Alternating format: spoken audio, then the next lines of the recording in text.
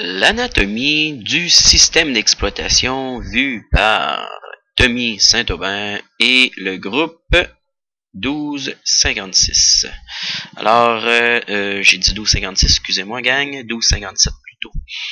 Alors, on a vu durant le cours comment était constitué le système d'exploitation via diverses couches qui sont tous interreliées, qui va nous permettre justement de d'aller exploiter le matériel.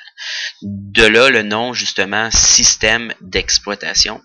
Alors c'est un système par couche qui permet d'exploiter le matériel. Alors on va commencer par la première couche qu'on avait vue ensemble. Alors on va aller voir la couche justement qui est la Graphical User Interface. Et pour ça, qu'est-ce qu'on avait vu ensemble? On va aller voir ça. On avait vu que elle était principalement celle qui était le processus qui était le plus près de l'utilisateur. C'était justement Explorer.exe. Mais en fait, il n'y a pas juste ce processus-là qui est responsable de l'interface graphique de l'utilisateur. Si on va voir justement via le gestionnaire de tâches, quand je m'en vais dans le gestionnaire de tâches, on peut voir que il y en existe plusieurs autres, tels que, on va aller regarder, le DWM, qui est le gestionnaire de fenêtres. Alors si je me tasse comme ça, juste tasser ça ici, on peut voir que, je vais juste le sélectionner, qu'on le voit, ça se trouve à être le gestionnaire de fenêtres. Mais celui-là n'est pas, on peut pas arrêter,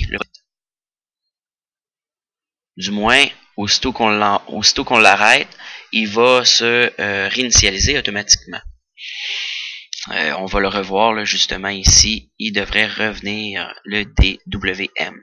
Alors il y a comme une espèce de protection. L'interface graphique gère une certaine protection là, pour le gestionnaire de fenêtres. Mais un des processus qu'on peut vraiment où on peut faire une expérience par rapport à l'interface graphique, c'est Explorer.exe. Alors on peut le voir ici. Explorer.exe. Et on peut l'arrêter. Et vous allez voir, je vais perdre carrément l'interface graphique de Windows. Arrêter le processus. Et justement, notre DWM reste, fait qu'on peut garder nos fenêtres, mais l'interface graphique, j'ai perdu mon bureau, les icônes sur mon bureau, ma barre démarrer n'est plus là. Alors, c'est vraiment un des processus qui est responsable de l'interface graphique. Alors, je vais aller le repartir en faisant fichier, nouvelle tâche, et on peut écrire explorer.exe. Voilà, il revient. Vous avez vu, mes icônes sont revenus. Alors, il y a celui-là, comme je vous disais, c'est celui-là en vraiment plus qu'on avait vu. Mais si on parle vraiment de l'interface graphique, oui, il y a Explorer.exe, il y a le DWM qu'on a vu justement plus tôt, qui est le gestionnaire de fenêtres, et il y a aussi le SMSS, gestionnaire de session. Fait que c'est lui là qui va faire partie aussi du Graphical User Interface. Alors ça ressemble à ça pour ce qui est de la première couche.